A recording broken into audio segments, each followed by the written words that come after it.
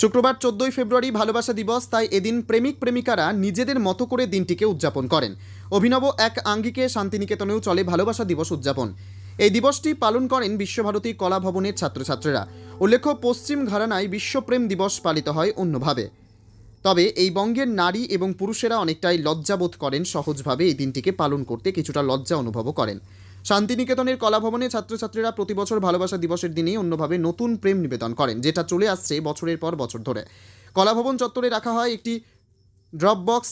ইচ্ছুক প্রেমিক প্রেমিকীরা কিছু লেখা এবং প্রেমিক প্রেমিকার নাম উল্লেখ করে ড্রপ বক্সে চিঠি দেন। সারাদিন ধরে চলে এই প্রক্রিয়া। বিকেল গড়িয়ে সন্ধে এলেই সেই ড্রপ বক্সটি খোলা হয় সবার সামনে। তখন প্রকাশ করা হয় এবং সেই চিঠিগুলি পড়াও হয় জনসমক্ষে, যে রীতি চলে আসছে দীর্ঘদিন ধরে শান্তিনিকেতনের কলা ভবনে। অন্যদিকে শান্তিনিকেতনের সোনাঝুরি এবং বল্লভপুর অভয়ারণ্যতেও ভালোবাসা দিবস উপলক্ষে প্রেমিক প্রেমিকাদের ভিড় লক্ষ্য করা যায়। সেখানেও খোশ মেজাজে প্রেমিক প্রেমিকারা। বোলপুর থেকে শুভদীপ গুইয়ের রিপোর্ট, ক্রাইম প্রেস বেঙ্গল। ওটা হচ্ছে কি যে এই সবাই মিলে একটা একটা মিলনের মতো করে আয়োজিত হয়, সবাই আসে এখানে বসে এবং ওই আমাদের যে বক্সটা আছে ওই বক্সের মধ্যে যার যে মনের ইচ্ছা, যার যে চিঠি লেখা, কবিতা লেখা, ভালোবাসার কোনো প্রেমপত্র লেখা সেটা তারা লেখে। ওটা লিখিয়ে দেওয়ার পরে বক্সের মধ্যে দেয়া হয় এবং আফটার ওই বক্সটাতে দেওয়ার পরে সবাই সেটাকে নিয়ে পরবর্তীকালে যখন বক্সটা ফিল আপ হয়ে যায় ওটাকে নিয়ে খোলা হয়। ওর মধ্যে যারা চিঠি লিখেছে, যা লেখেনি, যা কবিতা দিয়েছে, ছবি দিয়েছে, আঁকা দিয়েছে, সেগুলোকে বার করা হয়, করে ওর মধ্যে ওগুলোকে পড়া হয়, পড়ে সবাইকে শেয়ার করা হয় কি দেখুন এরা এরকম লিখেছে, ওটা ওরকম লিখেছে। একটা আনন্দ হয়, একটা মজা হয় যে এরকম এরকম ব্যাপার। দিয়ে তারপরে বক্সটাকে বার করে যা চিঠি ফিটিগুলো আছে সেগুলোকে নিয়ে আবার ওগুলোকে পুড়িয়ে দেওয়া হয়।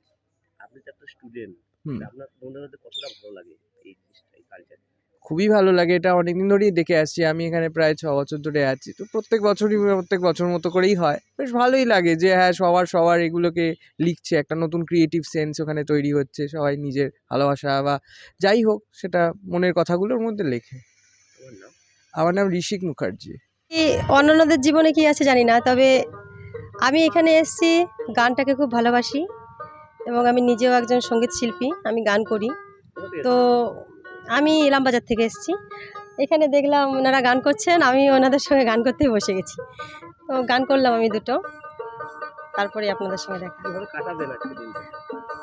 আমার ইচ্ছা আছে আমি সারাদিনটা আজকে ঘুরবো এবং এই গান বাজনার মধ্যেই থাকবো।